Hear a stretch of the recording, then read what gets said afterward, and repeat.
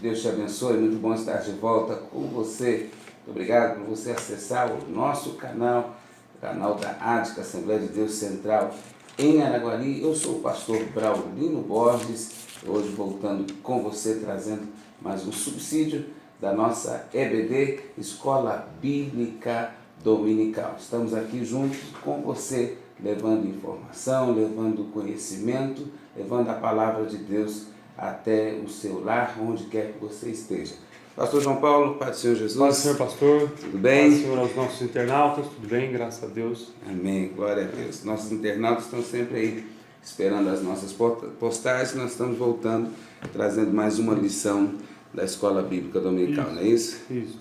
Hoje nós estaremos tratando então da lição de número 12 deste segundo trimestre, que tem por título Ética Cristã e Política. Qual que é o nosso comportamento, qual deve ser o nosso comportamento em relação à política? Muitos brasileiros já não suportam mais essa palavra, querem distanciamento disso tudo, porque já tem como sinônimo de política, politicagem, aquelas pessoas que trabalham em benefício próprio. Mas será, pastor Borges, que a Bíblia condena a política? Será que a política é algo que não procede de Deus? Ou será que a Bíblia até nos aconselha ou defende que nós nos envolvamos de certa forma, cumpramos nosso papel político? Pois é, isso nós vamos ver na lição de hoje. Tem até um jargão de que política e religião não se discute. Isso é uma inverdade, né? É claro que a discussão que se está falando é o debate, é o entendimento, é o diálogo e não uma briga em si. E política e tanto religião deve ser sim assunto, né, das rodas de conversa, dos nossos diálogos com os nossos colegas e amigos, não é verdade? É engraçado que esses dois assuntos, política e religião, são assuntos de extrema importância. São de extrema importância para a vida do ser humano, tanto no plano espiritual, na vida eterna, quanto também no nosso plano social, né? E algumas pessoas querem dizer que isso não deve ser discutido. Pelo contrário, esses são dois assuntos que deveriam ser mais discutidos, né? Para chegar a uma conclusão em prol de todo mundo, porque é um assunto, na verdade, muito relevante. Verdade. Na verdade, esse jargão ele surge porque sempre que há debate acerca da religião ou da política, acaba alguns extremistas, para defender seu ponto de vista, querendo brigar com o outro e chegar no desentendimento, né? Então, nós vamos hoje debater política e religião de uma vez só. Nós estamos contrariando muita gente. Uma lição só, um texto só. Nós vamos falar um pouco sobre esses dois temas e ver que, na verdade, eles estão, de certa forma, ligados. Nós temos uma responsabilidade quanto a isso. Exatamente. Então, lição de número 12, Ética Cristã e Política. O texto áureo está em Romanos, na carta aos Romanos, capítulo 13, versículo 7, que diz assim: portanto, dai a cada um que deveis, a quem tributo, tributo, a quem imposto, imposto, a quem temor, temor, a quem honra, honra. Verdade prática: a política faz parte da vida em sociedade. Como o cristão não vive isolado, ele deve ter consciência política, sendo sal e luz neste mundo. Então, a leitura bíblica em classe, que é o texto que baseia a lição, Romanos 13, do versículo 1 ao versículo 7. Só destacando o versículo primeiro, diz assim: toda alma esteja sujeita às autoridades superiores, porque não há autoridade que não venha de Deus, e as autoridades que há foram ordenadas por Deus. No pastor João Paulo, esse versículo, ele por si só já gera muita polêmica, porque muitas pessoas, até de uma forma muito pejorativa, e o cristão não deve participar disso, quando nós temos um mal político, elas satanizam esse político, né? Falando que a tal autoridade é do diabo, que tal autoridade é usada por Satanás. Mas a Bíblia nos diz que toda autoridade ela vem de Deus, que não é o diabo que tem essa autoridade para instituir governos, e sim essa autoridade está nas mãos de Deus. Então, preliminarmente, antes de a gente entrar na introdução, queria levantar esse tema. Está errado quem faz, claro que nós como cristãos não criticamos as autoridades, mas a sociedade, quando sataniza uma autoridade, ela está indo contra a palavra de Deus, que diz que aquela autoridade ela foi instituída pelo Senhor. Pastor Borges, esse versículo aqui, que está no livro de Romanos, Ele foi escrito então por Paulo, que era um judeu cristão, na ocasião agora já era um cristão, que estava como cristão e como judeu sujeito à autoridade civil do Império Romano.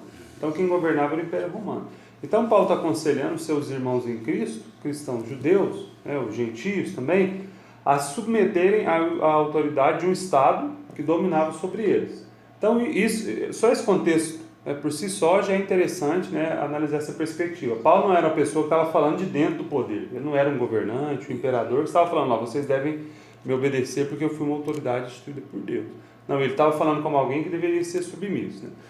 E que os comentaristas bíblicos entendem desse versículo de número 13 aí, pelo menos a maioria deles, é que o que Deus na verdade instituiu foi o sistema de autoridade. Então Deus não é o propósito de Deus, é com a sociedade viva sem hierarquias. Então deve necessariamente existir na sociedade bem organizada aqueles que mandam, aqueles que detêm o poder e aqueles que devem se submeter. Não é necessariamente que Deus tenha escolhido, por exemplo, o Saddam Hussein, o Muammar Gaddafi ou o Maduro aqui na Venezuela para governar o país. Não é nesse sentido. Deus foi lá dele e escolheu determinada pessoa. Tampouco Deus tem escolhido o presidente do Brasil A, B, C ou D. Mas é a vontade de Deus que existam autoridades constituídas para punir o mal e também para fazer o bem dentro das possibilidades daquela determinada organização. Então, esse sistema de autoridade é proveniente de Deus. E nós sabemos que não existe nenhuma sociedade, nenhuma organização, por menor que seja a nossa própria casa, se não tiver o sistema de autoridade instituído, não vai funcionar. Verdade. Muito bem destacado pelo pastor João Paulo. Até no nosso lar, nós temos regras. E se não houver regras, vira uma bagunça. A convivência fica impossível.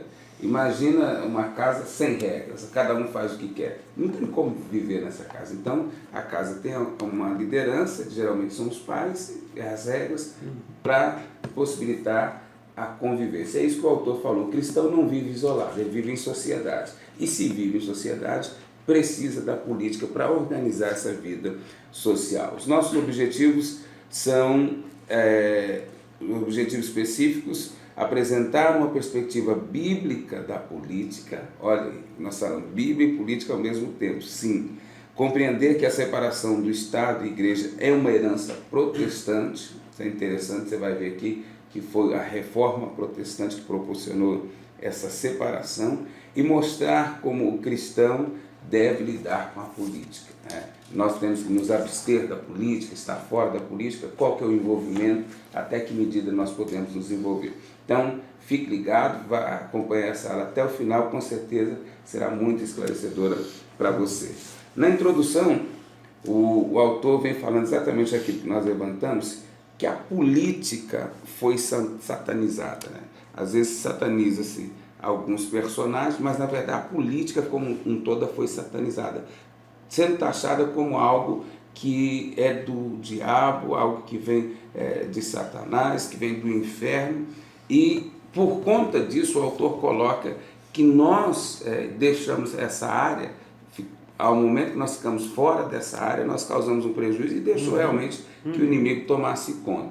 Mas o que o senhor falou muito bem, nós não devemos satanizar uma instituição que o próprio Deus validou, não é verdade? A instituição da autoridade, então, desse sistema com pessoas que vão exercer o poder dentro de limites, obviamente, aqueles que vão obedecer, isso procede de Deus. Agora, como o senhor bem disse, o autor da lição destacou, quando os cristãos se afastam de determinada área da sociedade, de alguma prática que seja lícita, obviamente, necessária, nós estamos, na verdade, entregando aquilo nas mãos do inimigo.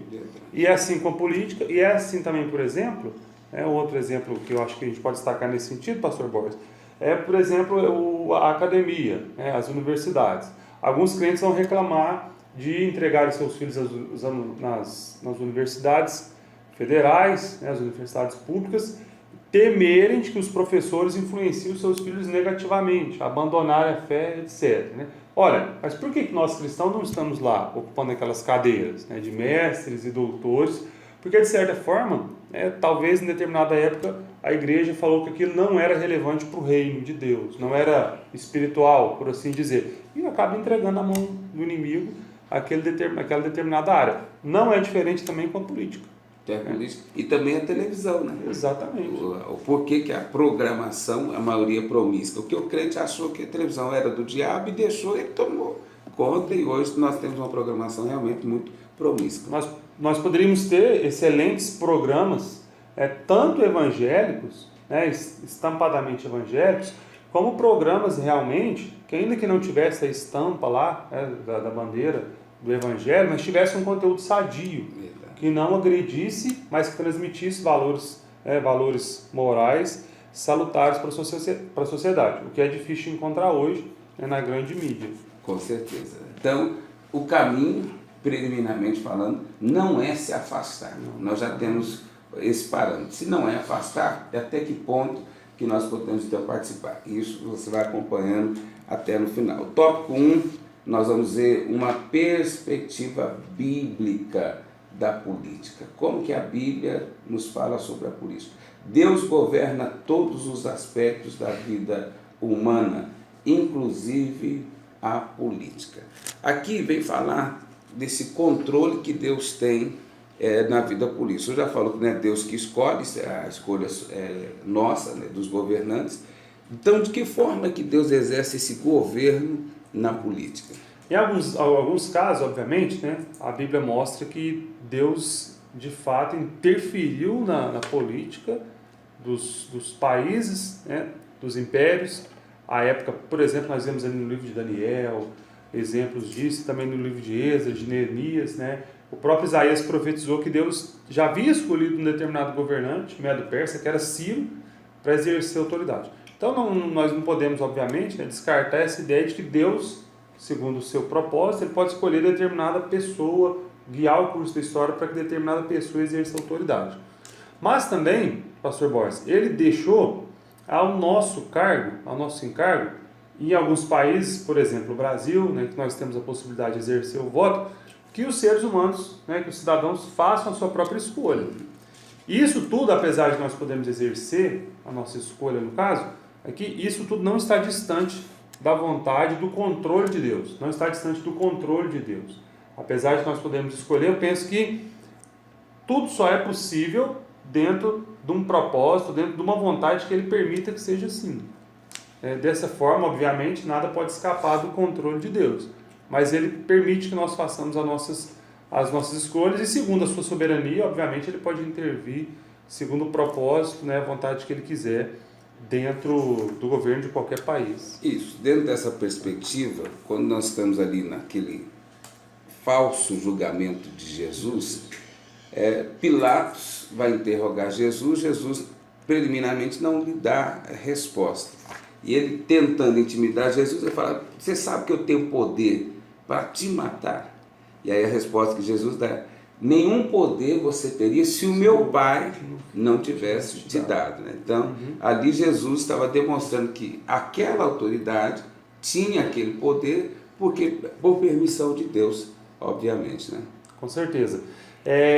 Naquele propósito específico ali, nós sabemos que se Pilatos realmente quisesse fazer algo, e Jesus quisesse repreendê-lo, quisesse resisti-lo, o próprio Jesus poderia fazê-lo. Mas estava dentro do propósito de Deus, naquele caso específico, que Jesus submetesse à sua autoridade. Agora, nós não podemos crer que Pilatos estava fazendo algo louvável aos olhos de Deus. Não, ele estava praticando, na verdade, injustiça. Sim. Só que ainda que naquela ocasião, aquela injustiça estava cooperando para um propósito no final que seria maior. Isso. Aí, tópico 1.2 diz: Deus levanta homens que o glorifiquem na política. Deus está falando assim que governo justo vem dele, e quando essa justiça é exercida, o nome do Senhor é glorificado. Quais são os exemplos de homens que glorificaram o Senhor na vida política? O autor nos trouxe aqui então alguns exemplos, que é de José, o filho de Jacó, Esther, a rainha, e Daniel, aquele jovem que foi transportado ali para a Babilônia, pastor Borges. Só lembrando que a autoridade provém de Deus e as autoridades instituídas cumprem a vontade de Deus, nós devemos nos submeter a elas até o limite em que elas estão fazendo aquilo que por Deus foi delegado. Perfeito. Se elas extrapolam os padrões bíblicos do exercício da autoridade, nós já não temos mais nenhuma obrigação de nos submetermos a ela.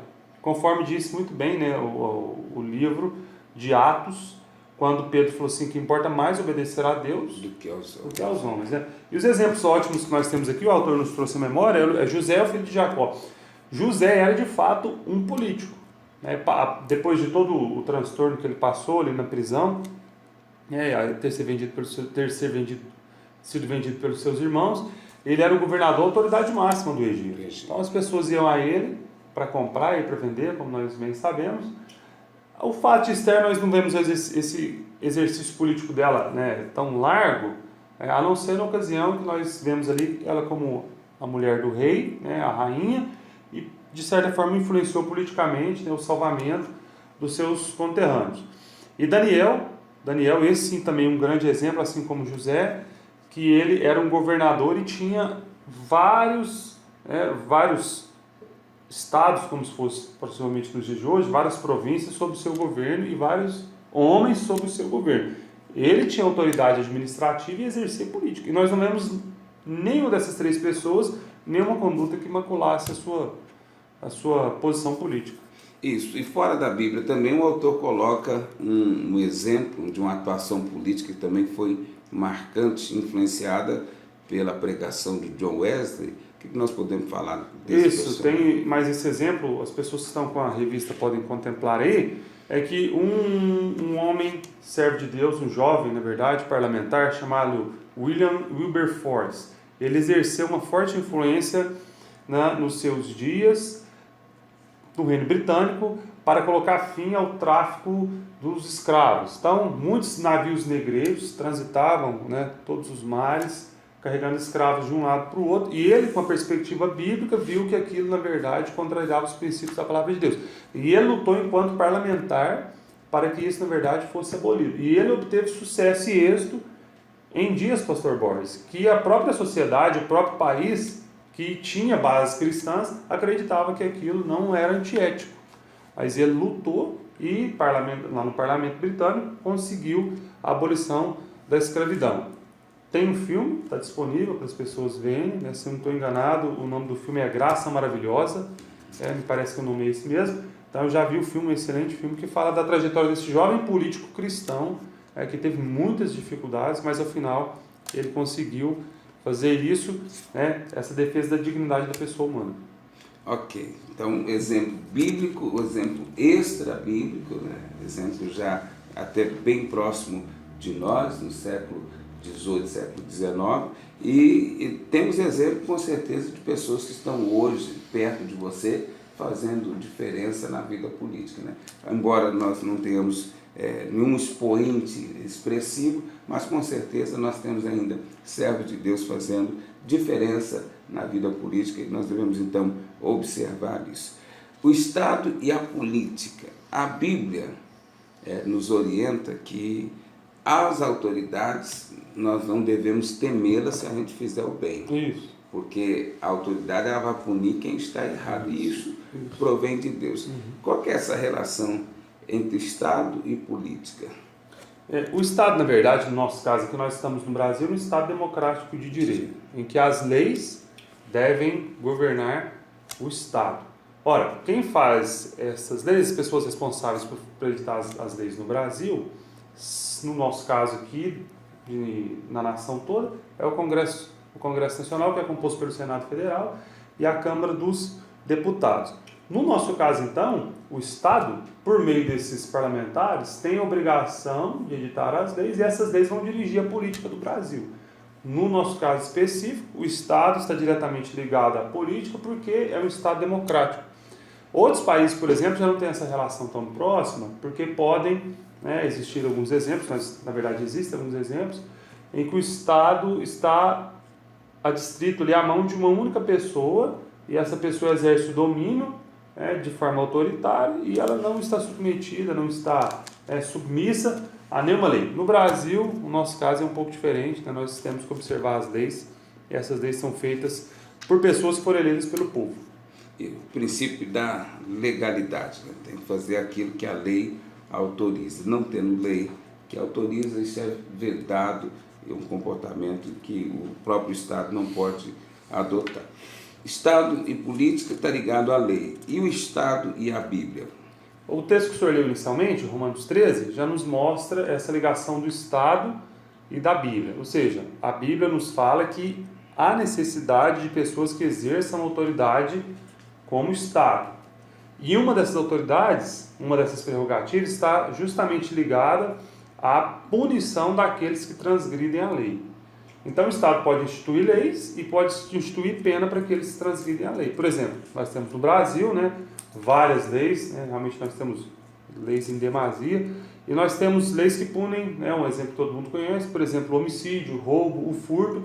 Essas leis, se comprovado que a pessoa realmente transgrediu a lei, devem ser impostas, devem ser cumpridas, e a pessoa deve ser, em última instância, no Brasil, é o caso mais grave, ser encarcerada em cumprimento da lei. E ninguém pode alegar que isso é antiético ou anticristão. Pelo contrário, a Bíblia fala que a autoridade tem que punir aquele que transgrediu. Isso. O autor usa uma frase forte, ele diz que quem resiste à autoridade afronta a Deus. Essa perspectiva, quando nós vamos entender isso, porque às vezes nós temos algumas mães que nos acompanham, nós sabemos que isso é mais comum do que nós gostaríamos. Muitos filhos se desviam, acabam pegando um caminho tortuoso e aí vai lá para o sistema carcerário. Infelizmente, nós temos um trabalho de evangelismo no presídio e tem muito filho de crente ali, até os nomes são bíblicos, muitos Daniéis, muitas pessoas ali, muito Ezequiel preso, né? Então sabemos que tem uma origem cristã. E aí a mãe de repente quer satanizar esse sistema jurídico, fala que foi o diabo que prendeu o filho. E o autor usou essa frase, quando eu li, falei, quem resiste o Estado está afrontando a Deus.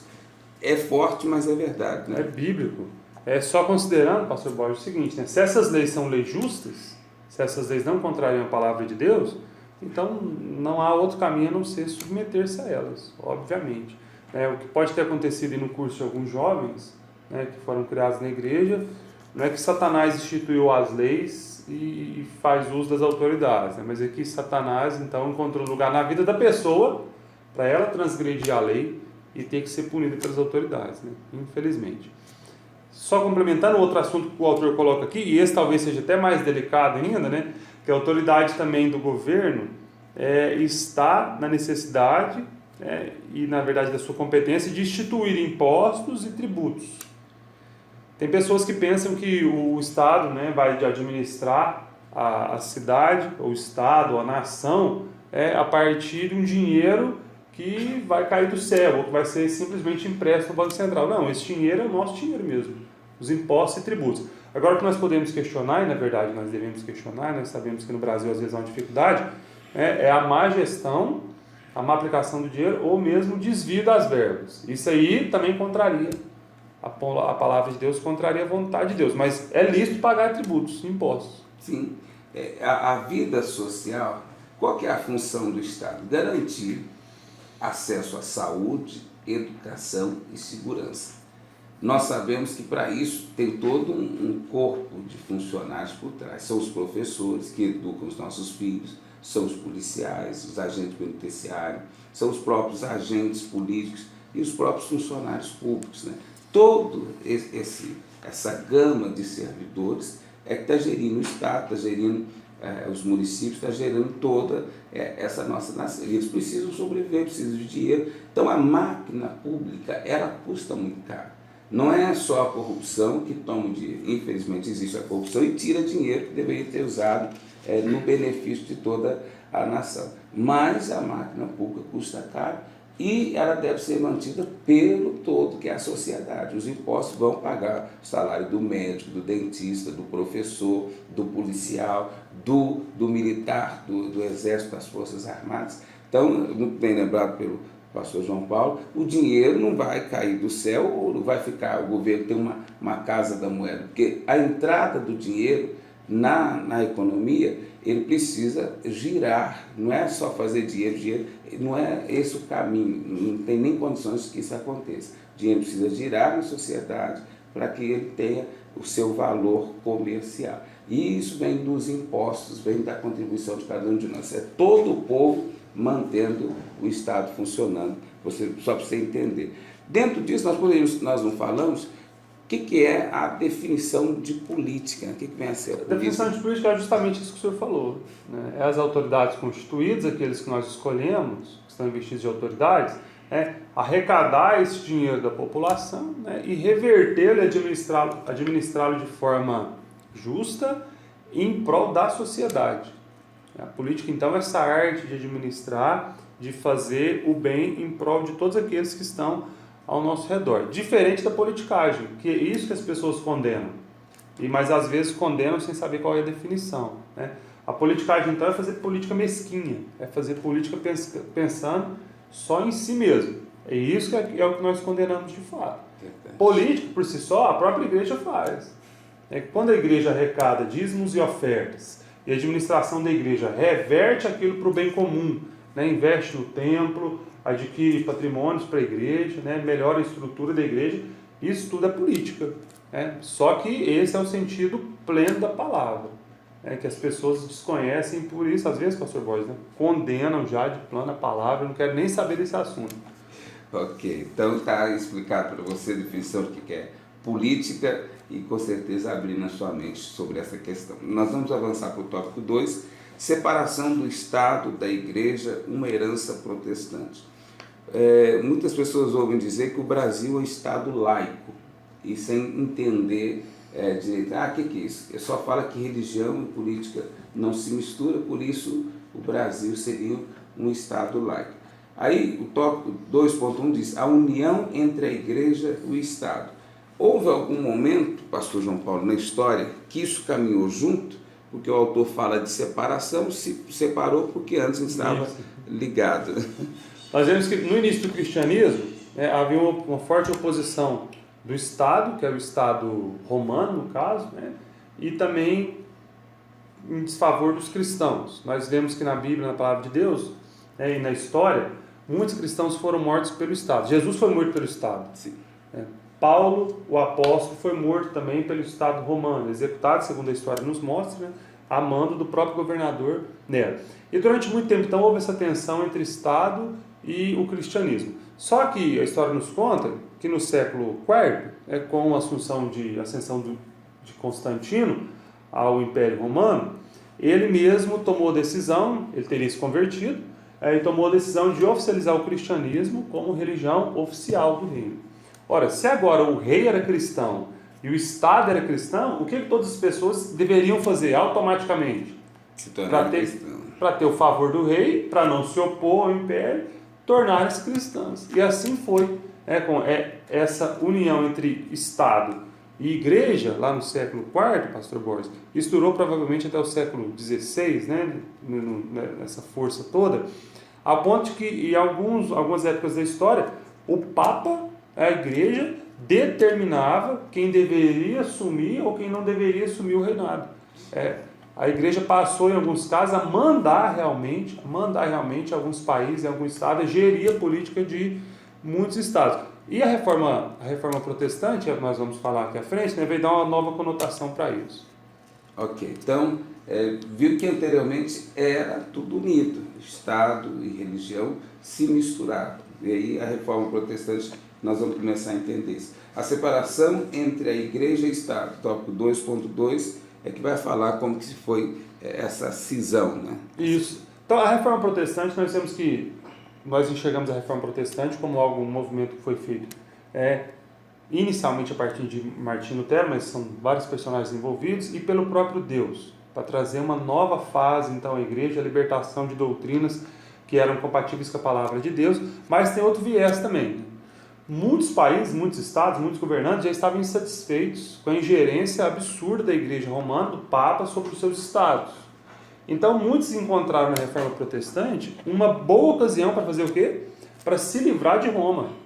Então, essa perspectiva também histórica, política da reforma protestante, mostra que muitos estados aproveitaram essa ocasião para ficarem livres e independentes da igreja romana, que dava as cartas, não só religiosa, mas também politicamente em vários estados.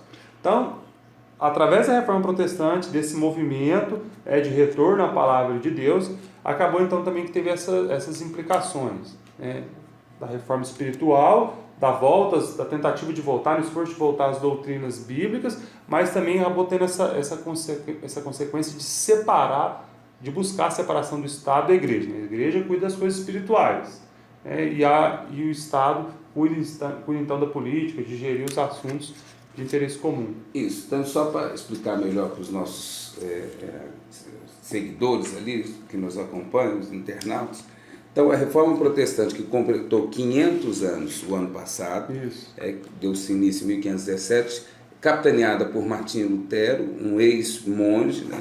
Ela também encontrou esse respaldo político. Ou seja, algumas pessoas pegaram uma carona numa reforma que era religiosa, também deu um viés político para se livrar do governo romano, que tinha uma ingerência muito grande na vida social da comunidade. Isso, exatamente. Né? Então nós temos esses dois aspectos da reforma. Né? Certamente muitas pessoas que pegaram carona na reforma não estavam interessadas nas doutrinas bíblicas, em salvação, na justificação pela fé, mas viram, né, um movimento necessário que teria como consequência também, né, essa desvinculação do Estado e da Igreja. Isso de fato aconteceu. Ok, então aí você tem informação de que a Reforma Protestante contribuiu para que o Estado fosse então separado da religião, como nós vemos hoje. Mas nós estamos falando do Brasil. O tópico 2.3 diz do modelo de Estado laico brasileiro.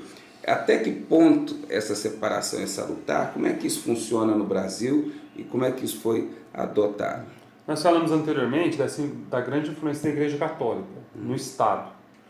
E nós vimos isso no Brasil há 2 séculos atrás, Pastor Borges. Na nossa Constituição de 1824, a Constituição do Império, ela deixa bem claro lá, em determinado artigo, que o Brasil tem uma religião oficial. Na Constituição de 1824 fala que a religião oficial é a religião católica e que nenhuma outra forma de culto poderia ser exercida publicamente. Mas se alguém quisesse exercer outra forma de culto, por exemplo, que nós exercemos hoje, isso deveria ser restrito a ambientes fechados, por exemplo, dentro de uma casa. Então, o Estado e a Igreja estavam ali entrelaçados. Então, essa influência no Brasil durou até 2 séculos atrás. Era proibido ter uma igreja evangélica no Brasil. Então, a Igreja Católica era a única que dava as cartas, por assim dizer, no Brasil, no aspecto religioso. Olha, isso estava na Constituição. Então, tinha união política e religiosa. Indiscutivelmente, em razão da nossa origem, foi do descobrimento, da colonização aí pelos portugueses. Agora, atualmente, graças a Deus, nós temos o artigo 5º da Constituição de 1988, que garante várias liberdades ao cidadão brasileiro, inclusive a liberdade religiosa. Então, todas as pessoas, todo cidadão brasileiro, ele pode crer naquilo que ele quiser, pode cultuar aquilo que ele quiser. Seja o Deus bíblico, a quem nós louvamos, temos convicção que o único e verdadeiro Deus, mas se a pessoa também quiser cultuar um poste, um ídolo, um animal, desde que isso não fira nenhum outro direito garantido, né, constitucionalmente, ela pode fazer isso. E isso é uma herança, nós vimos aí nos primórdios, uma herança protestante. Ok, muita gente até critica essa liberdade, mas é preciso esclarecer os cristãos. É essa liberdade que nos dá o direito de exercermos a nossa fé.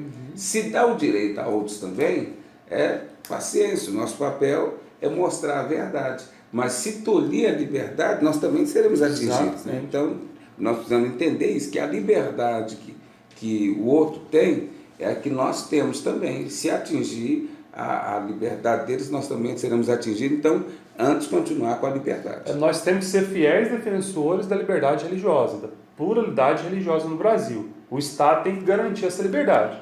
Agora, aqueles que são religiosos, eles têm a liberdade também de pregar, de evangelizar, de tentar atrair para a sua denominação.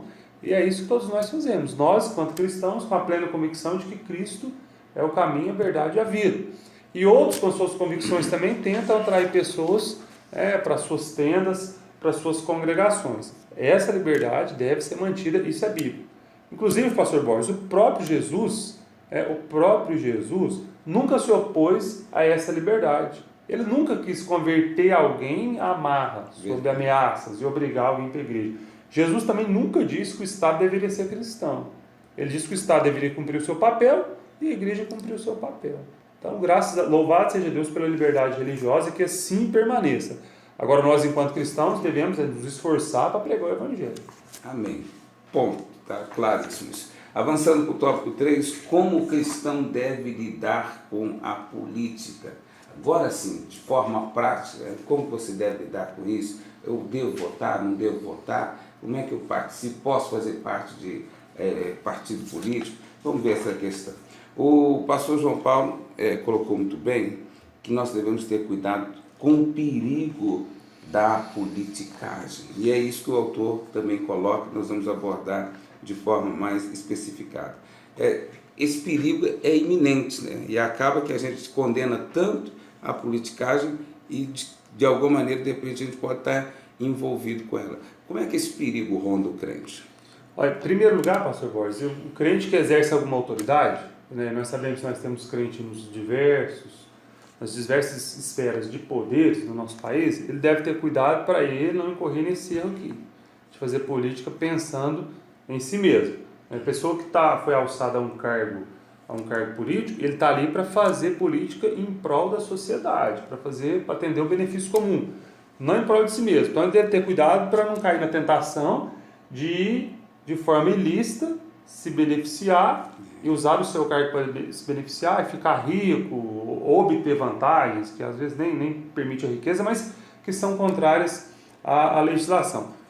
Agora, enquanto cidadão que não está, né, investido em nenhum cargo público, o cristão também deve ter cuidado para ele, às vezes, não tentar se valer da politicagem de benefício próprio. Porque às vezes pode ter um cristão que tem que resolver determinado problema com o poder público, ou precisa de determinada autorização, enfim, né, só para tocar aqui num exemplo, e às vezes ele vai se valer da politicagem, vai se valer às vezes da sua influência que ele tem, do conhecimento que ele tem com alguém que está em determinado órgão público, às vezes para burlar alguma lei, burlar algum instituto para ter um benefício próprio. Isso também é condenável, com certeza. O senhor falou muito bem, o uso da influência, né, que tem um contato com determinado político, e ele quer cortar um caminho que é a via normal, a regra, e oferir uma vantagem.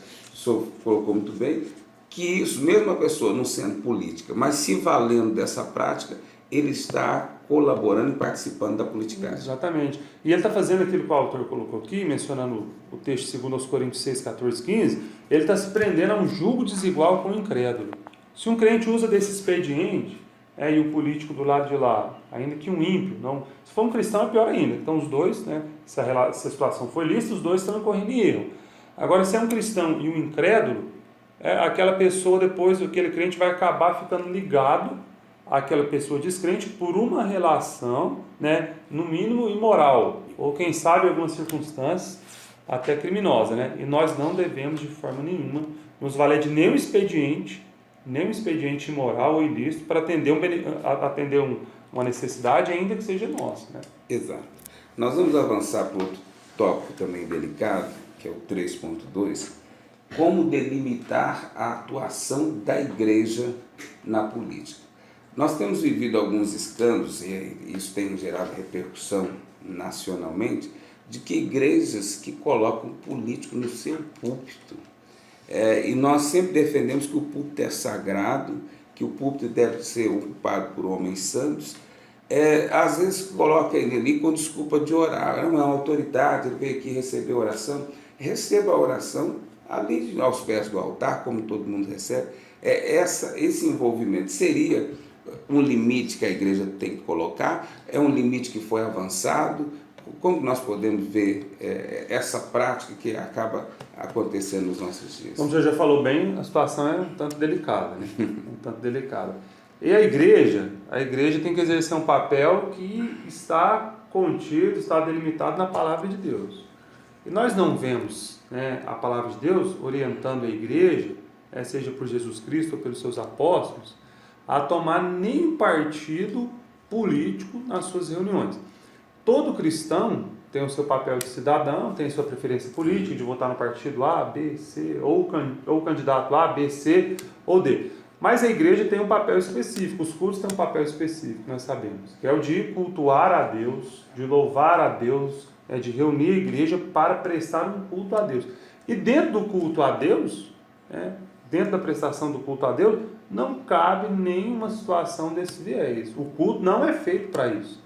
Então, de fato, pastor Borges, eu penso, né, e o autor da lição colocou para a gente aqui, que o púlpito não é lugar de discurso político, o púlpito não é ocasião para ceder aquele espaço para nenhum candidato, porque o que está sendo feito ali é um exercício em nome de Deus. Então, quem tem que estar no culto exercitando a oportunidade são os pastores, são os obreiros, são os louvadores, ou alguém que faz parte do culto que o pastor cede a oportunidade. Mas o político falar no púlpito da igreja, de fato, é algo estranho aos padrões bíblicos. Isso, o autor coloca que muitos púlpitos estão, na verdade, se tornando palanque.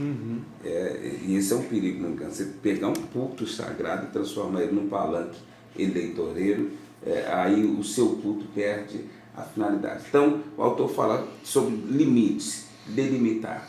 Até mesmo porque essas pessoas só aparecem na época de campanha, né? No culto normal, fora do período eleitoreiro, eles não querem estar. Então, a igreja precisa ser, os pastores precisam ser mais sábios, né? Não pode ser tão inocente, achar que a pessoa converte na época de campanha e quer vir aqui servir a Deus, né? Então, e pastor, não tome partido. Você pode ter a sua preferência, só não coloque isso para a igreja como algo forçado, que você acaba dividindo o rebanho, porque ali tem pessoas, tem parentes que estão de repente na concorrência e tal, acaba gerando esse desconforto. Pode ter uma preferência? Pode, só não pode trazer isso, como o pastor João Paulo colocou, para o culto, que aí senão o culto perde a finalidade. Né? E ainda tem, pastor Borges, a questão que se um político não crente vê a igreja está com as portas abertas, não vai restringir, obviamente, a entrada de ninguém.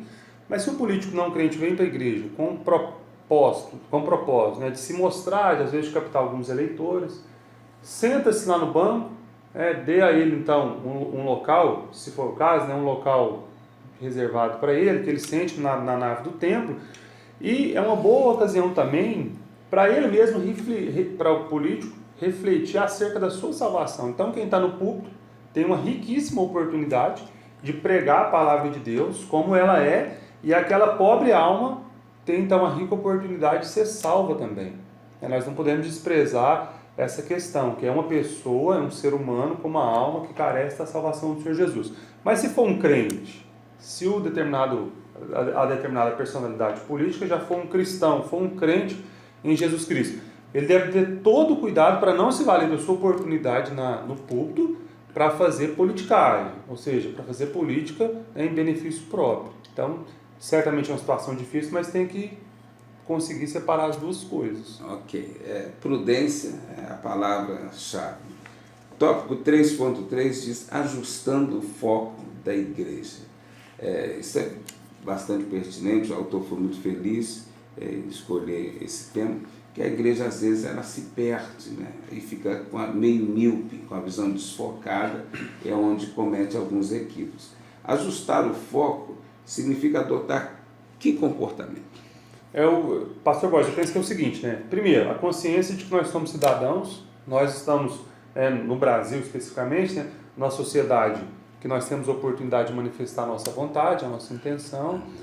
Isto é especificamente na escolha dos nossos representantes, seja a nível municipal, estadual ou, né, a nível do país todo, lá no Congresso e também na pessoa do presidente. Nós devemos estar cientes que nós devemos exercer o nosso papel, ir lá e votar. Votar em quem? Votar naquele candidato que demonstra ou defende valores ou planos que não são contraditórios à palavra de Deus. Então, a gente não tem como um cristão votar, por exemplo, num político, num determinado candidato que abertamente defende, por exemplo, o aborto. Esse é um assunto que está, volta e meia aí, ele está nas discussões, nas mídias. Então, esse determinado candidato, penso eu, já deveria ficar afastado do rol das nossas possibilidades. Aqueles que desejam e exercem, né, a defesa ao racismo ou qualquer outra situação que seja contrária à palavra de Deus, deve ser afastado do nosso rol aí de pessoas que nós podemos votar. Mas, mais adequadamente, dentro daquilo que este ponto da lição propõe, nós devemos lembrar que a salvação da nação, a correção da nação, não passa por essa militância política. Esse é o nosso papel, de exercer a nossa condição de cidadão. Mas a correção dos rumos da nação, se assim nós defendemos, vai passar necessariamente pela pregação e pela salvação das pessoas. O avivamento, como está exemplificado aqui na pessoa de John Wesley, se promovido, né, por meio da igreja, esse sim pode corrigir os rumos da nação. Porque se o cidadão crê em Jesus Cristo, se submete à palavra de Deus, ele vai se apartar de tudo aquilo que é pecaminoso. E a consequência disso será, obviamente, né, uma política sadia e, de fato, feita em prol da sociedade. Então, o avivamento, a pregação do evangelho, o arrependimento, a transformação espiritual, esse é o caminho para a salvação da nossa nação. E é o papel da igreja. Glória a Deus. Então, é isso aí. Nós aprendemos que nós não devemos estar alheios à política, e não estar alheio não significa que você tem que hoje filiar um partido político, entrar na política, não é isso. Entender que você tem um papel na política. Quem é o papel principal? É exercício do voto. O pastor João Paulo colocou com muita propriedade. Veja qual é a linha que os candidatos que estão apresentando seguem. Se vai contra valores da família, valores cristãos, risque esse candidato. Então, nós está chegando uma eleição, né, pastor João Paulo? Em outubro, nós vamos ter o pleito para o cargo mais importante do país, que é o cargo de presidente, e os cargos também de deputados federais, estaduais. Você precisa ter esse posicionamento de escolher. É tirado qualquer questão de paixão, né? Porque às vezes política também está muito ligada à paixão. A pessoa gosta de um candidato e fecha os olhos para a sua índole, para a sua característica, ou até seu plano de governo. Tira a paixão e faz essa análise realmente dos critérios que nós colocamos aqui. Né? Exatamente. Então nós devemos sempre nos orientar pela Bíblia Sagrada. Né? Como nós vamos apoiar alguém que defende valores que são contrários à palavra de Deus? Tem aqueles também que, para ganhar os votos dos evangélicos, eles vão se travestir, né, de bons mocinhos, aí, defendendo valores, pelo menos da boca para fora, que são compatíveis com o evangelho, para ganhar o nosso voto. Mas uma coisa é relevante, né? Nós devemos realmente examinar, pensar, orar a Deus e saber que nós somos responsáveis pela escolha dos nossos representantes. Não podemos ser omissos e amanhã reclamar e falar que é obra do diabo. Obviamente que o diabo está operando aí, mas nós temos a nossa obrigação também. Verdade. Só para ilustrar, muitas pessoas escolhem a esposa ou o marido e depois não é aquilo que esperava, fala, a esposa que Deus me deu. Deus não escolhe esposa e marido para ninguém, você escolhe pessoal. E depois a pessoa quer atribuir a Deus aquela escolha. O político também do mesmo jeito. Né? Nossa, não é Deus que escolhe, por isso somos nós. Somos nós que escolhemos. E a responsabilidade depois, se der certo ou errado, nós também temos que assumir. Exatamente. Não adianta ficar só criticando, tacando pedra. Não adianta. Tem que assumir a sua responsabilidade. Né? Então, mais alguma coisa a acrescentar? Não, somente isso. Deus abençoe você que está nos acompanhando mais uma vez. Que o Senhor possa te recompensar grandiosamente pela dedicação à palavra de Deus. Pense, reflita nisso, exerça o teu papel como cidadão, para que nós tenhamos uma boa gestão na nossa cidade, estado, do nosso país. Cumpramos o nosso papel político, sem nos afastar dos padrões bíblicos. Sabendo que a correção verdadeira de tudo só vai vir através da palavra de Deus, através do Evangelho de Jesus Cristo. Mas não sejamos omissos no nosso papel.